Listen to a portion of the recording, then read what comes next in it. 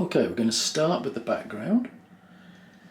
I'm going to darken it right down. I want a nice dark background which is going to contrast with the brightness that I'm going to add to the face. That's the plan. I've mixed a very small, tiny amount of liquid into my mix here, just to help with the drying. Yeah, I don't like using liquid because it is petroleum based, but I'm going to use just a tiny bit here,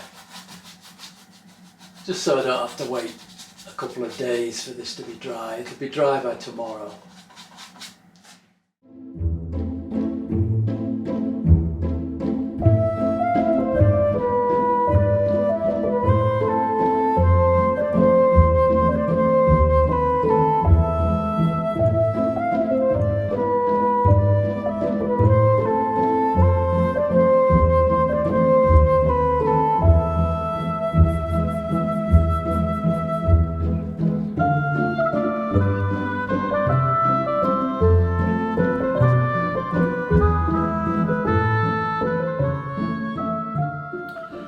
So the lines are drawn in, everything has dried. This is the next day. I've now got to work out where I want my light and shadow. This is the trickiest bit actually of the whole painting. It's the key. I've got to work out where the light would hit on the face.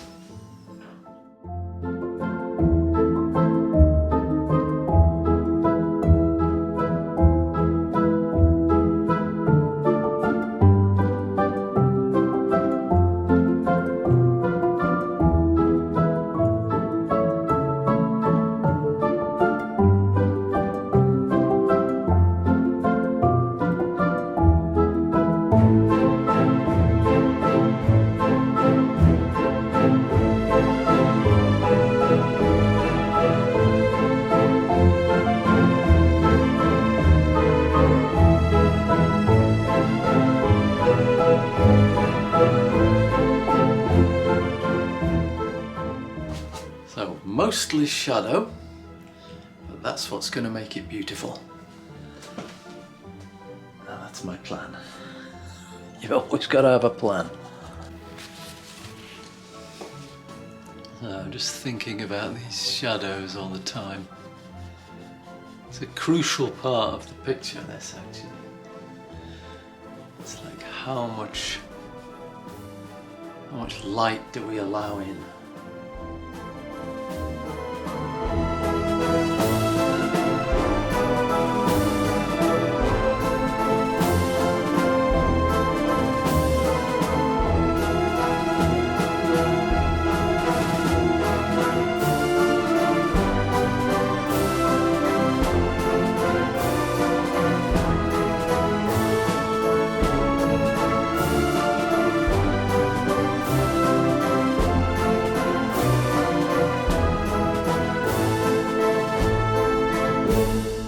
So having established where the light will fall, which gives me the form of the animal, I can now proceed to mix the appropriate colours for the highlighted area. This tiger is going to be illuminated by a very warm afternoon setting sun, and therefore the colours that I mix need to reflect that. And so I'm using a very warm cadmium orange, a lemon yellow and a little quinacridone magenta, just to give me this extra warm quality. At this stage I don't think about details, I'm just thinking where the appropriate colours need to be. And at the same time moving the tonal range in the shadows and the highlights to where they need to be. And here you see me doing a little preliminary work on the eyes. I like to get those eyes established, always when I'm painting an animal. It makes me believe in the subject. So although not taken to a degree of finish, it's taken to a level where I can sort of relate to this picture.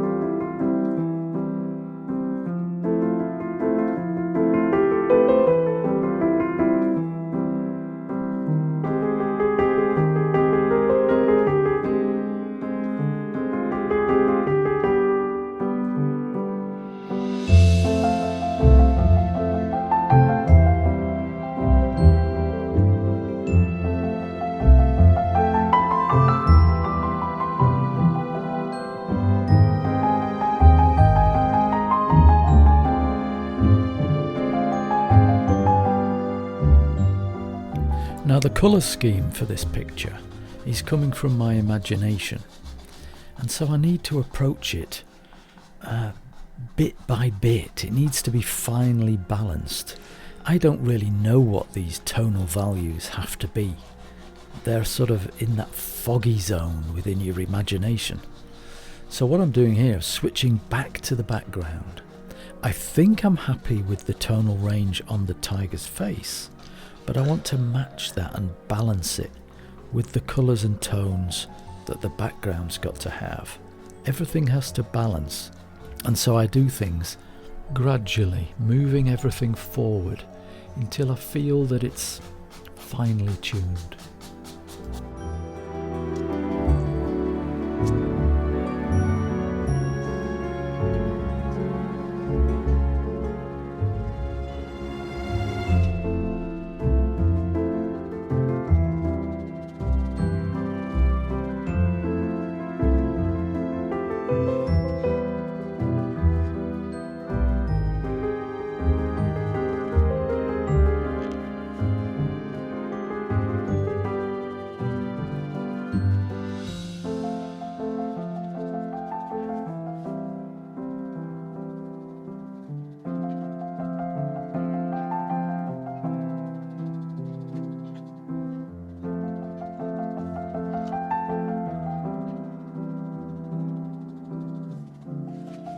So you notice here, there's no details going in. That's not where my mind is right now. What I'm thinking of here is, are these colours and tones working? Is this about the right range of light? Are the muted colours going to give me the desired effect? That's all I'm thinking of. Once I've established that, then I can move forward with confidence into details. But even when I do, I'm not taking it all the way to the finish. I'm just taking it far enough in order to inspire me to get back to the tiger and take that a little bit further as well. I'm working towards that harmonious balance between the subject and its background. I have to get that right. Otherwise, all the details in the world are not going to give me the realism that I'm looking for.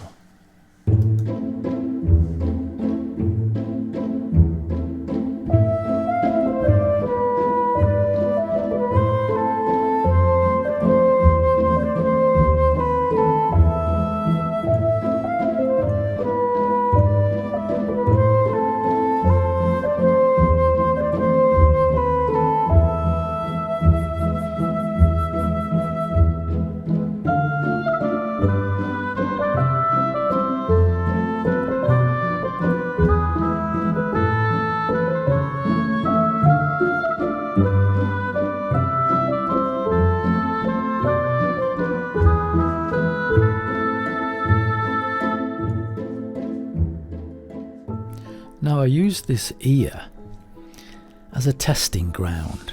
It's a kind of microcosm for the whole painting. It's got the light coloured fur, it's got some of the orange of fur, it's got some darks in there. Everything that's in the rest of the painting exists in this ear. So I used that opportunity to paint that ear and see how that looked against the background. If that worked, then it would be a pretty good formula, a kind of reference, if you like, for the colours and tones for the rest of the painting. And this way, gradually, piece by piece, I can work this jigsaw puzzle out, get everything to balance, and make this work. Okay, let's talk paintbrushes for a minute. I get most of my brushes from Rosemary & Co. I'm not sponsored by them or anything like that, it's just my go-to place for paintbrushes. Very good, fast turnaround, very, very good quality brushes. Ones that I really like are little evergreen series, the short flats. That's what you see me using here. It's either a short flat or a short angular. I use them both. I like the angular brushes sometimes to just give a little bit more detail on the edge. Here I'm just using an old bristle brush. I use a vast variety of brushes for fur work, generally starting with a lot of bristle brushes and the paint a bit drier. Dry brushing, really. That's what you see me doing here. Just dry paint straight from the tube. I'm just building up the sense of the 3D form through light and shadow. I'm just going beyond the base layer and just honing in on more subtle details of where the light needs to come up and the shadow needs to go in. And I think dry brushing with the bristle brushes, like the one I'm using there, are excellent. Having said so much about Rosemary & Co., I have to admit that those hog brushes I'm using are from ProArt. They're Series B fine quality hog rounds. That's what they are. And they're excellent too. I'm just using that hog brush just to further refine the exact colour that I need in these cooler shadowed areas. Plenty of ambient light there, so the white fur is reflecting all the blues and greens from the background, and that's going to contrast beautifully with the warmer whites of the fur that's in the direct sunlight. And once I'm happy with those background colours and tones, then I can move in for the first time adding detailed strokes. Here using an evergreen pointed round number 1 from Rosemary & Co. Squeezed to an edge and then dipped into the paint. That gives me the best little mark for fur.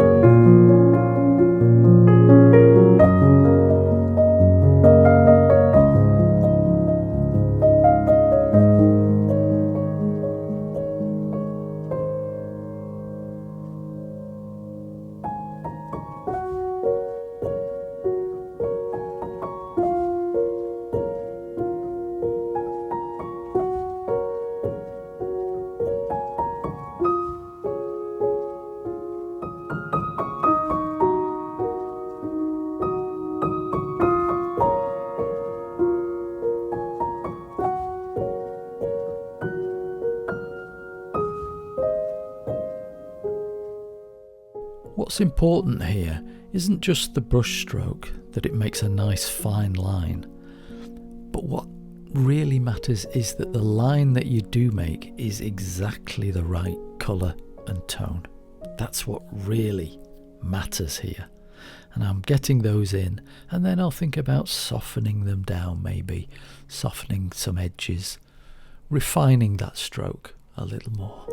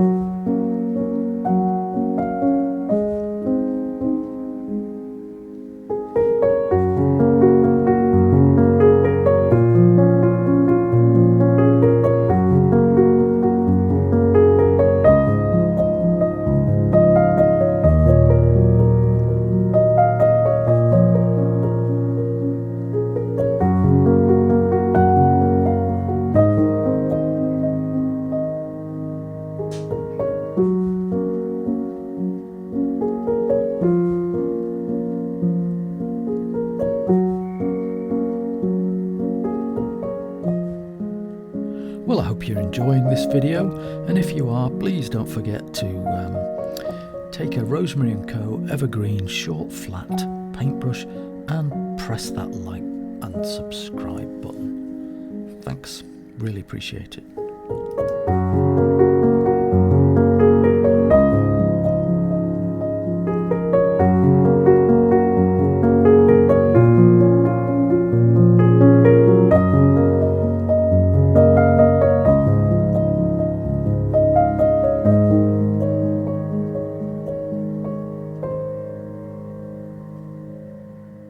What you see me doing here is just emphasising that warmth in the boundary between light and dark.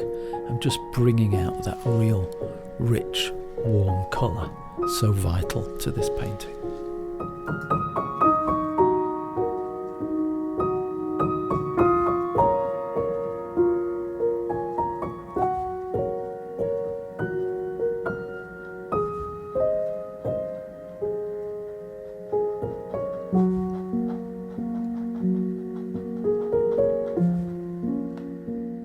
Is the process making sense? Yes, I understand. Yes, yes. And that's all. No, not for the real fire.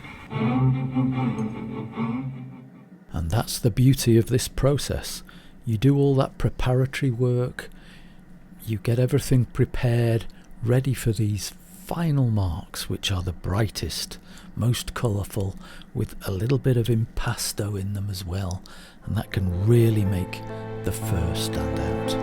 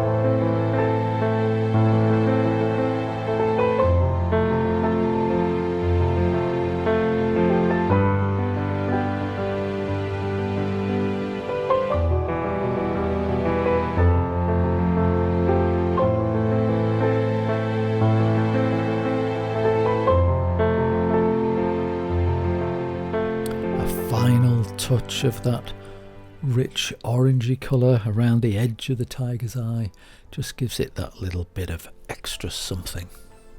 Now I just wanted to touch on mediums used. It's mostly walnut oil and occasionally some oleo gel, just a little bit. I don't use very much medium actually. Certainly no terps, no thinner, no traditional solvent thinners at all. Another thing I think's worth mentioning is the mixing of the colours for the orange of the fur. Now remember when I mentioned about mixing the white of the fur, I was very, very conscious of the ambient light coming in from all the surrounding dark green grasses. Obviously that ambient light would also affect the orange part of the fur as well, and so my chosen colours for that fur were raw and burnt sienna, bit of yellow ochre, toned down in places with some burnt umber, perhaps a little alizarin crimson. But then most importantly, the whole thing was colour balanced using phthalo green, and a little bit of that mixed in with the fur colour, with the orangey browns of the fur colour, balanced it all and made it match with the ambient light of the painting. I've painted hundreds of tigers in my career, but for me this one was all about pushing those tonal ranges and getting the colours to match. Difficult challenge with the colours and tones, but I'm quite happy with the way it turned out, and I hope you like it too. And I hope you've enjoyed watching this video as much as I've enjoyed making it, and please once again don't forget to like and subscribe to my channel, and that encourages me to make plenty more of these videos for you. Thanks a lot for watching, and I'll see you next time.